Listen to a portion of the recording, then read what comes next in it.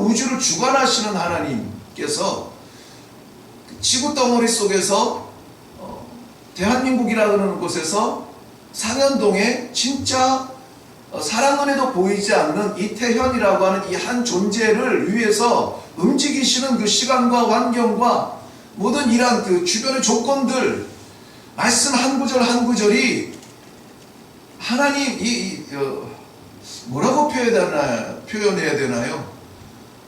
진짜 이런 신앙의 재미가 있나요? 진짜 하나님은 어쩜 이렇게 틈이 없으시냐 하는 거예요. 틈이 없으시냐. 완벽한 인도하심으로 은혜 가운데 또 은혜 안에 머물게 하세요. 떠날 틈을 주지 않으세요. 진짜 오늘 새벽 예배에도 저는 간단하게 제가 오늘 꿀꿀한 이유를 말씀을 나누었는데요. 새벽 예배 안 나오신 분들 모르시죠? 나오신 분만 알죠. 그런 일이 있었어요. 그런데 하나님께서 이 새벽 예배에 진짜 저는 오늘 그냥 나만의 시간을 갖고 진짜 지리산 속으로 들어가고 싶은 심정이었거든요.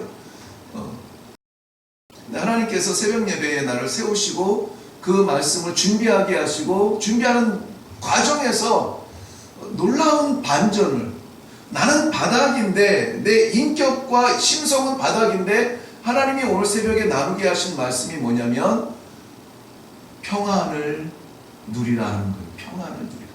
평안에 대한 말씀을 하세요. 평안이라는 말씀을 나누기 위하여서 준비한 말씀 중에 노아라는 사람을 연구하게 하셨어요. 노아. 이 세상을 하나님께서 물로 심판하실 때에 구원하셨던 유일한 한 가족, 8명의 한 가족, 한 사람으로 말미암아 구원받은 그 가족 노아라는 이름을 연구하게 하셨는데요. 생각 정도 했죠. 그 노아라는 말이 위로라는 말이에요. 쉼이라는 뜻이고 평안이라는 단어의 그 뿌리가 노아예요. 노아. 놀랍게도 연결하거나 의식하거나 의도하지 않았는데 오늘 우리가 이 수요 예배에 성경과 사람, 이 시대를 살아가는 성경을 믿는 사람으로서 어떻게 살아가야 되는가 말씀을 나누기 위해서 연구해야 되는 부분이 어디냐면 노아예요. 위로라는 사람이죠. 위로라는 이름의 뜻. 평안이라는 사람이에요. 내 마음의 평안은 도저히 있을 수 없는 조건이었어요. 근데 하나님이 이 말씀 속에 집중하게 함으로 말미암아 너는 네 형편대로 살 사람이 아니야. 내가 너를 위해서 준비한, 너를 위해서 예비한 이 말씀과 찬양 속에 살 사람이야. 나를만 몰아넣으세요. 몰아넣으세요. 좌절할 틈이 없어요. 아니, 좌절할 이유가 없어요. 그 하나님이 저희 아버지십니까? 저희 아버지십니까? 이러한 신앙을 지금 1년 반 우리 성도들과 함께 나누고 있어요. 근데 그때의 성도들이나 지금 성도들이나 변화가 없다면 뭔가 하나가 문제가 있는 것이죠. 제가 나누고 싶어하는 이 복음이 가짜이거나 아니면 제 전달이 잘못되거나 복음이 가짜일 일은 없죠. 아무튼 오늘 이 말씀을 통하여서 성경과 사람, 우리를 하나님께서 어떤 환경에 처해 있는지 다 아세요. 모르는 게 아니에요. 그럼에도 불구하고 우리를 부르시는 자리가 있어요. 그 자리에서 우리가 서로 만날 수 있기를 바랍니다. 언제 아멘 할지 모르겠네요. 아멘. 아마 주여 아멘 하는 날을 한 날 정할까요? 네. 오늘 한번 정해요. 오늘. 네. 아멘은 저 쌈 싸뒀다가 기도원 가서 드시는 거 아니고요. 네. 지금은 갈 기도원도 없습니다. 지금은 가서 진짜 뭐 옛날 어르신들처럼 뭐 나무 뿌리 뽑던 그런 기도원도 없고, 이제 기도원도 다 이제 쉬라고 와서 쉬라고 자꾸 우리 보고 쉬라 그래. 우리는 아직 이 땅에서 우리는 전투함을 타고 지금 대적할 원수가 얼마나 치열하게 우리를 삼키려고 달려드는데 자꾸 쉬래요. 쉴 시간이 없어요. 말씀을 통해서 한번 우리가 가야 될 자리를 보죠. 노아라고 하는 이름의 뜻은 말씀드렸듯이 위로라는 뜻이에요. 위로예요. 쉰다라는 말이에요. 안식한다. 그래서 평안이라는 말에 그 뿌리가 되는 말이 노아예요. 노아라는 이름이 처음 등장할 때는 창세기 5장 28절 이후에 한번 볼까요? 바로 앞이니까 창세기 5장 28절부터 29절 시작. 라멕은 182세의 아들을 낳고 이름을 노아라 하여 이르되 여호와께서 땅을 저주하심으로 수고롭게 일하는 우리를 이 아들이 아니 뭐예요? 하리라 하였더라 그랬습니다. 땅은 저주하심으로 땅은 저주되었고, 그런데 이 사람 노아를 통해서 안위 위로를 받을 것이다 라고 말씀을 하세요. 이 땅이 저주받았다는 것은 창세기 3장 17절 우리 언제 이걸 어제였나? 권사님 새벽 예배 때 이거 했어요. 땅이 저주를 받고 아담에게 종신토록 수고하여야 내가 먹으리라. 응? 하셨죠? 아니 했죠? 했어요. 근데 이 말씀이 또 나와요. 여기 이 본문을 이해하려면 또 나오거든요. 창세기 3장 17절 한번 가봐요. 창세기 멀지 않으니까 가보는 거예요. 창세기 3장 17절 보면 아담에게 이르시되 내가 내 아내의 말을 듣고 내가 네게 먹지 말라 한 나무의 열매를 먹었은즉 땅은 너로 말미암아 뭐를 받고? 저주를 받고 너는 내 평생에 수고하여야 그 소산을 먹으리라 그랬습니다. 땅은 사람 때문에 저주를 받고, 이 저주라는 게 뭐냐면은 땅은 하나님께서 창조하신 목적대로 온갖 실과와 온갖 유익한 것들을 드러내야 돼요. 그런데 이 아담과 하와가 징계를 받아서 이 죄로 말미암아 하나님과의 관계가 멀어짐으로 말미암아서 그들이 먹어야 하는 것들이 달콤한 것들만 낼 수 있는 것이 아니에요. 그러므로 땅은 뭐와 무엇을 낸다고요? 땅은 엉겅퀴와 그 바로 다음 절에 있는데 창세기 3장 18절 땅이 내게 가시덤불과 엉겅퀴를 낼 것이다 그랬습니다. 그러니까 땅에서 수고하면 열매를 맺을 것인데 수고한 만큼 우리가 걷느냐? 자, 우리 그 신랑 되신 분들 혹은 아내 되신 분들 혹은 자녀들이 밖에서 수고한 대로 거둬들인다고 이렇게 말씀할 수 있어요?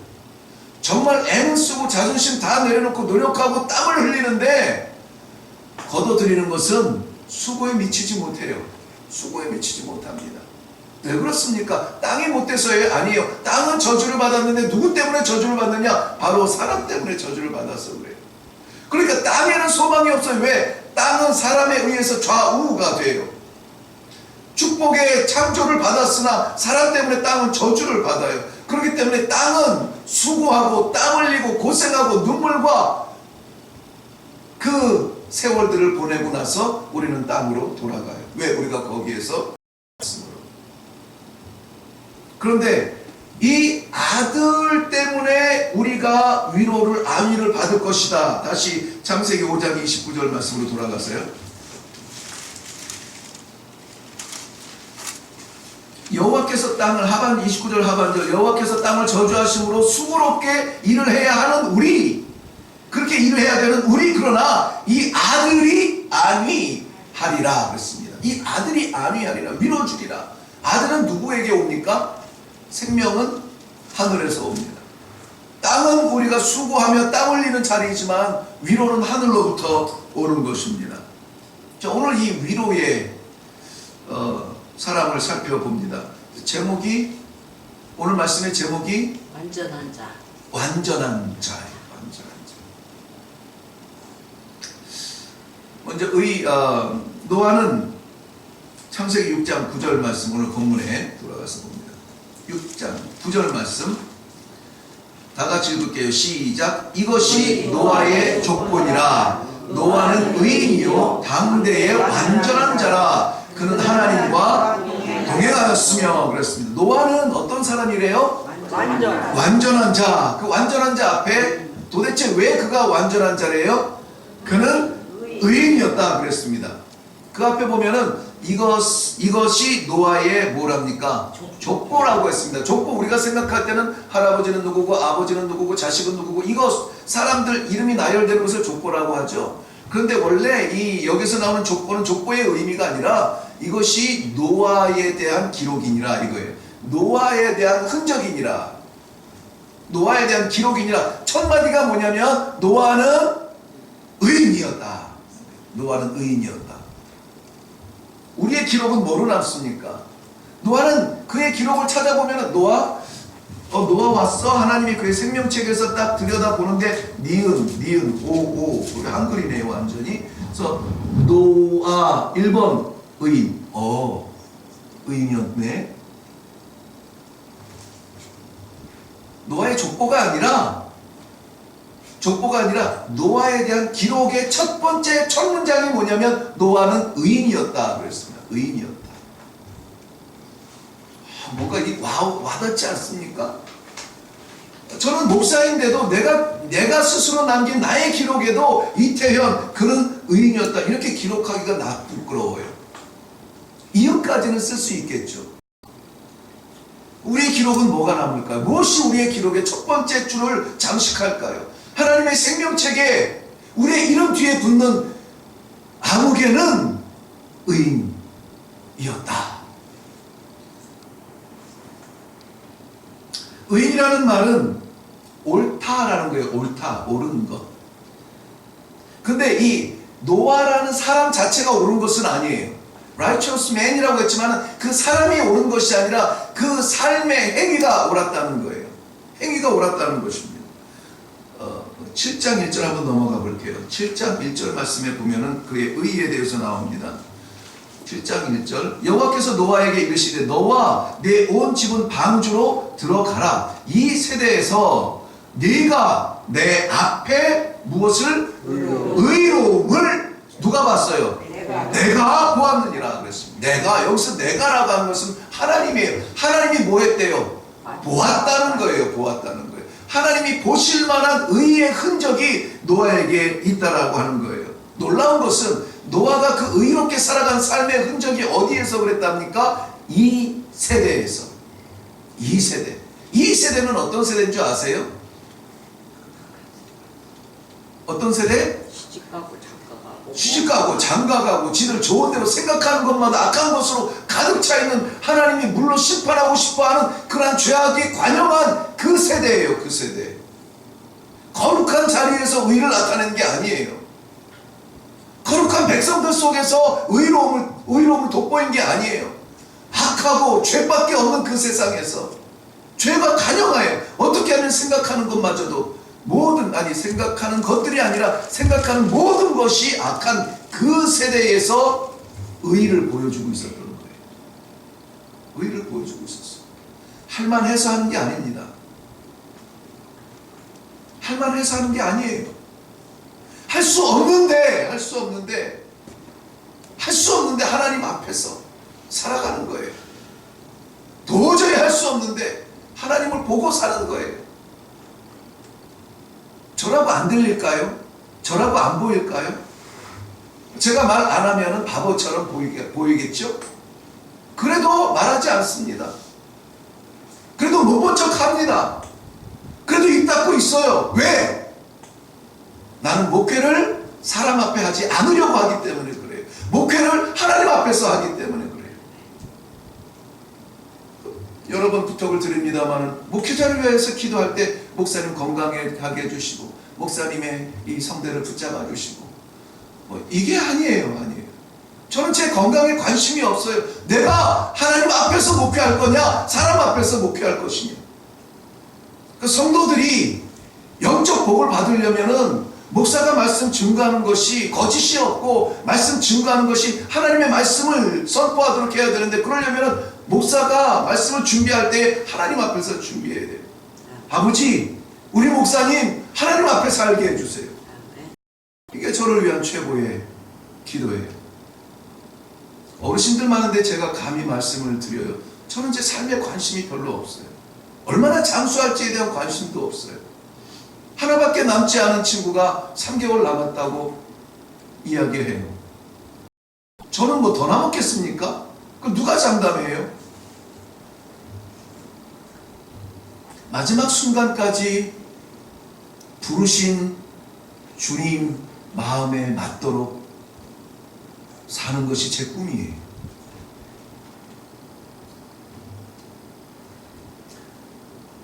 사랑하는 성도 여러분, 세상은 악합니다. 세상은 악해요. 교회 왔는데 교회에서 그랬대. 교회는 안 그렇습니까? 세상 아닙니까? 여기는 구별됐고 저 밖은 달라요. 구별됐다라고 하는 것은 우리의 영혼을 하나님께서 구별시켰다는 것이지 이 자리가 거룩한 성소는 아니잖아요. 우리 다 병들었잖아요. 우리 다 약하잖아요. 거울 보면 우리 다 악하잖아요. 어쩜 24시간 100마디 말을 하는데 사람 위로하는 말 몇 마디 합니까? 살리는 말 몇 마디 합니까? 찬송 몇 곡 합니까?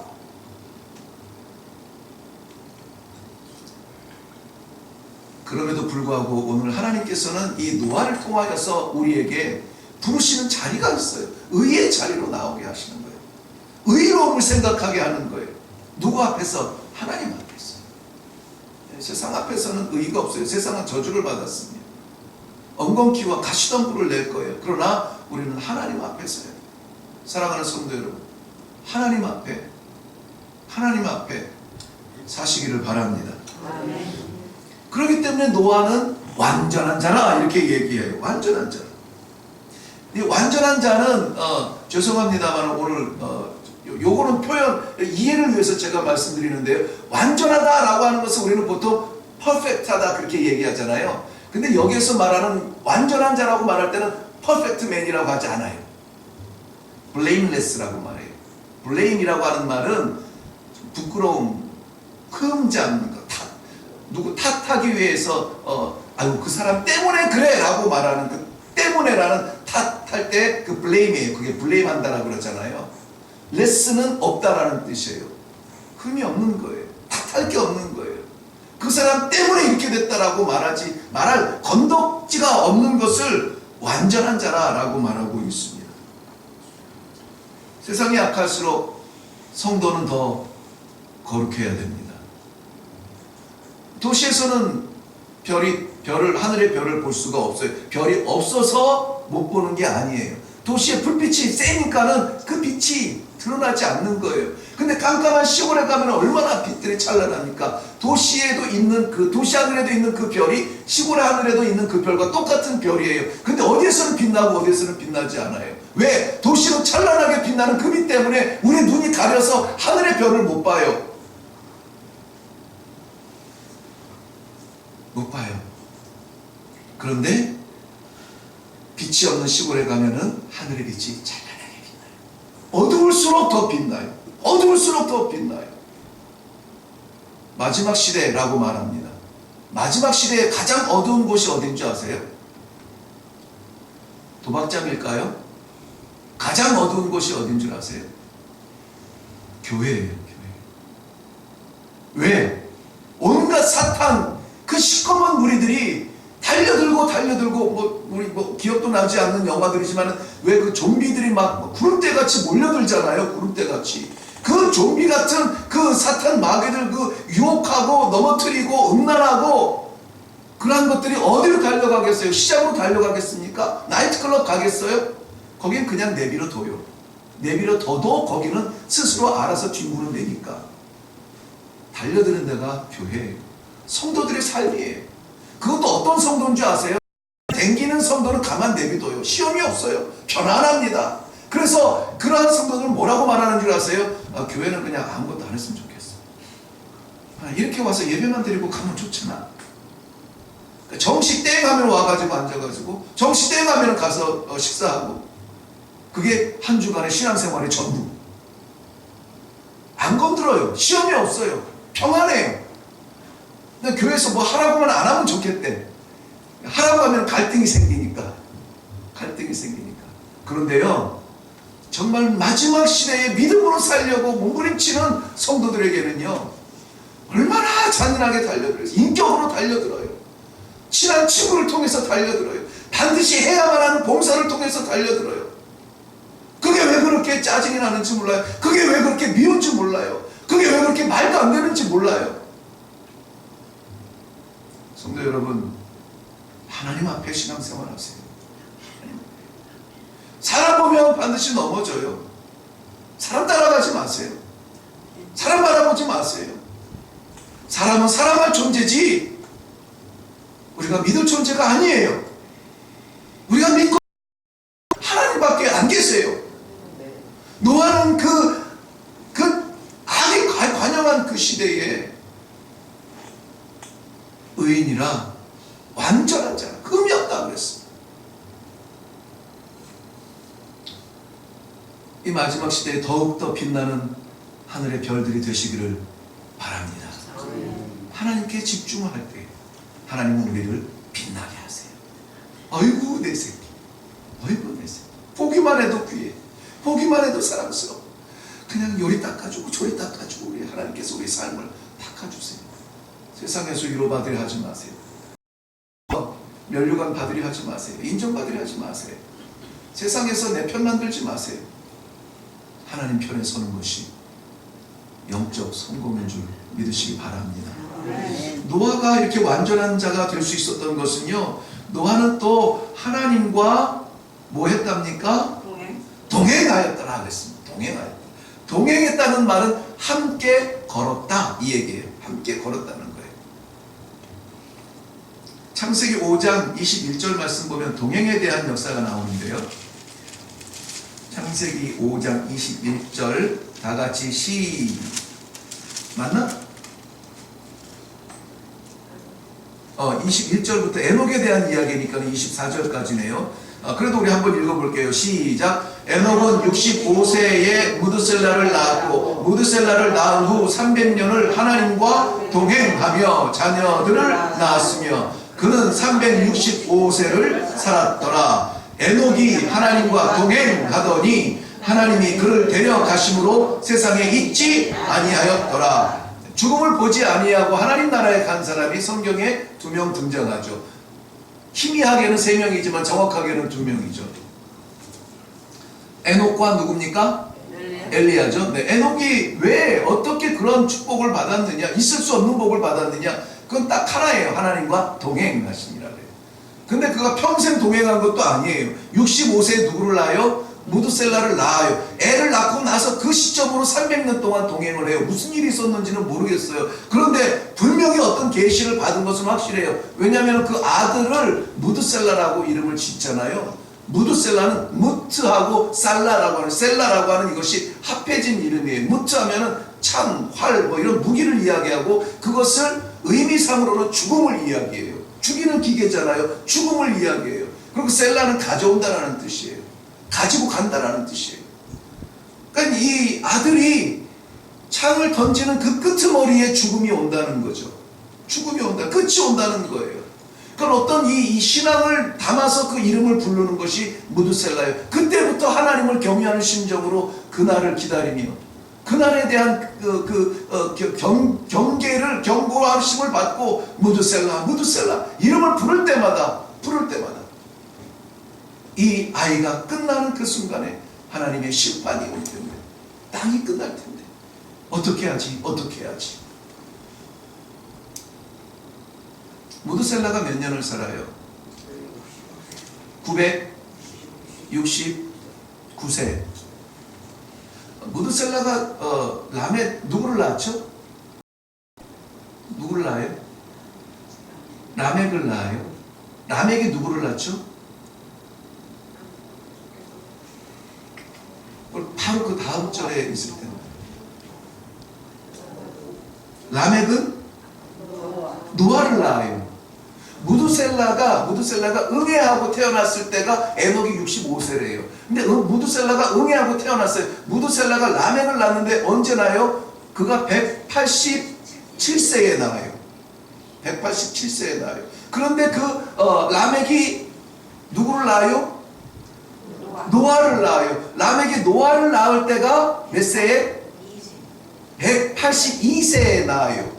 182세에 나요. 그러면 그 둘이 합하면 몇 세예요? 몇 살? 360. 자, 187 더하기 182.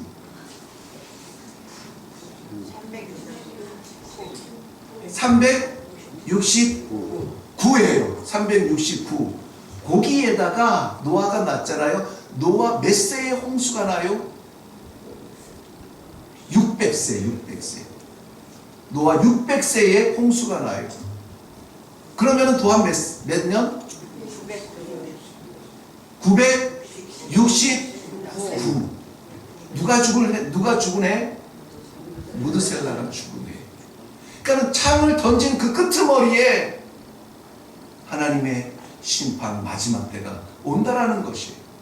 그것을 이 계시로 받고 나서 이 무드셀라를 부를 때마다 그때 이제 너희가 살아갈 이 세상이 끝이 올 텐데 하나님과 동행하지 않을 수가 없는 거죠.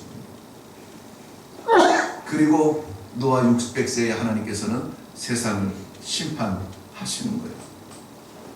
그 약속을 받은 사람은 동행할 수밖에 없어요. 하나님과 동행하지 않는 사람은 약속이 있는지 없는지 불확실해요. 약속이 없으면 동행할 이유가 없죠. 이것도 해보고 저것도 해보고 막 해보는 거예요. 그런데 하나님의 약속이 있는 사람, 그 나라에 내가 하나님 앞에 설 것이야, 내가 하나님의 아들이야 딸이야, 그 생명책에 내 이름이 기록되었어, 생명책에 나는 뭘로 기록이 될까에 대한 하나님 나라와 하나님과 나와의 관계에 대한 그 약속이 있는 사람은 동행하지 않을 수가 없죠. 바꿔서 말하면 하나님의 약속이 있는 사람은 하나님과 동행합니다. 약속이 없으면 의미가 없어요. 즐기다 가면 돼요. 하나님 나라에 대한 약속이 있으니까 우리는 오늘도 하나님과 동행하는 거예요. 하나님과 동행하시는 주의 자녀들 되기를 바랍니다. 네, 하나만 더 할게요. 노아는 하나님 앞에 순종하는 사람이었습니다. 말도 안 되는 명령 앞에 순종을 하죠. 창세기 6장 22절 말씀 보면 다 같이 시작. 노아가 그와 같이 하여 하나님이 자기에게 명하신 대로 다 준행하였더라 그랬습니다. 준행하였더라. 히브리서 11장은 믿음장이라고 하죠. 믿음의 조상들의 이름들을 나열하면서 그들이 어떻게 그들의 믿음을 보였는지 말씀하여 주는 것이 히브리서 11장 말씀이에요. 히브리서 11장 7절에는 노아에 대한 이야기가 나오는데요. 거기에 이렇게 기록이 되어 있습니다. 믿음으로 노아는 아직 보지 못하는 일에 경고하심을 받아 경외함으로 방주를 예비하여, 그 뒤가 중요합니다. 그 집을 구원하였습니다. 그 집을 구원하였습니다. 한 사람 노아가 방주를 준비하여 그 집을 구원하였습니다. 순종하여 그 집을 구원합니다. 말도 안 되는 순종이죠. 방주를 지으라. 여러분 노아의 방주 한번 보셨나요? 못 보셨죠? 권사님 보셨어요? 미국 가셔서? 아니요. 못 봤어요? 네. 하기는 이쪽 그 시애틀은 멀죠. 너무 멀죠. 그 미국의 한 그 중간쯤인데 거기가 지역이 어디죠? 모릅니다. 중간쯤, 미국의 중간쯤에 그 시카고에서도 한 4시간 정도 이렇게 가는 것 같아요. 거기에 그 노아의 방주 실제 사이즈로 만들어 놓은 게 떡하니 있어요. 그게 어디 싱가포르인가 어디에도 있다 그러던데. 네, 아무튼 어디에 있대. 그거 중요하지 않은데요. 어마어마하다는 것만은 알아두세요. 어마어마하다는 것만. 지금 시대에도 순전히 나무만 가지고 그렇게 지으라면 짓기가 어렵습니다. 시도를 못해요. 근데 그 당시에 나무만 가지고 그 노아의 방주의 사이즈를 짓는다는 것은, 이것은 보통 미치지 않고는 할 수 있는 일이 아니에요. 순종은 미칠 정도로 해야 되는 거예요. 세상에서 미친 소리 듣고 하나님 앞에 순종했다라는 말을 들을 정도로 돼야 그게 순종이 돼요. 내가 할 수 있는 것까지만 가는 것은 내 능력이에요. 순종이 아니에요. 내가 할 수 없는 자리까지 하나님께서 가라 하실 때에 거기에 다다르는 것이 순종이에요. 갈 수 없는 것까지, 할 수 없는 일까지, 도저히 감당 안 되는 일 앞에 서는 것, 이것이 순종이에요. 노아의 순종이에요. 보이는 건 누가 못합니까?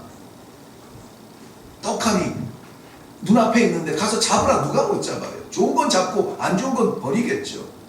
노아는 보지 못하는 것을 바라보고, 그것이 하나님의 명령입니까? 하나님의 말씀입니까? 하나님이 하라고 하시니까 이 땡볕들은 맑은 태양 아래서 방주를 짓는 거예요. 여러분, 아직 우리는 열매를 맛보지 못했어도 이것이 하나님의 기쁨이라면, 하나님 나라를 위한 일이라면, 하나님의 백성을 섬기는 일이라면 열매가 보이지 않아도 우리는 그 일을 해야 돼요. 그러면 그것이 순종이 되는 겁니다. 사랑하는 성도 여러분, 오늘 우리는 완전한 자 노아에 대해서 잠깐 말씀을 나눴어요. 성경 속의 노아는 그렇게 살았어요. 그 노아를 거기에 묻어두면 이것은 성경을 기록한 의미가 아주 없어요. 성경, 이 말씀을 읽는 자와 듣는 자와 지키는 자들에 대한 복을 하나님께서 주시기 위하여서 오늘도 노아, 이 시대의 노아로 살아가라고, 완전한 자로 살아가라고, 의인으로 살아가라고 우리에게 이 말씀을 허락하신 줄로 믿습니다. 이 시대에 밤하늘에 빛나는 별처럼 노아의 삶을, 완전한 자의 삶을 살아가는 귀한 성도님들 되시기를 주님의 이름으로 축원합니다. 기도하겠습니다.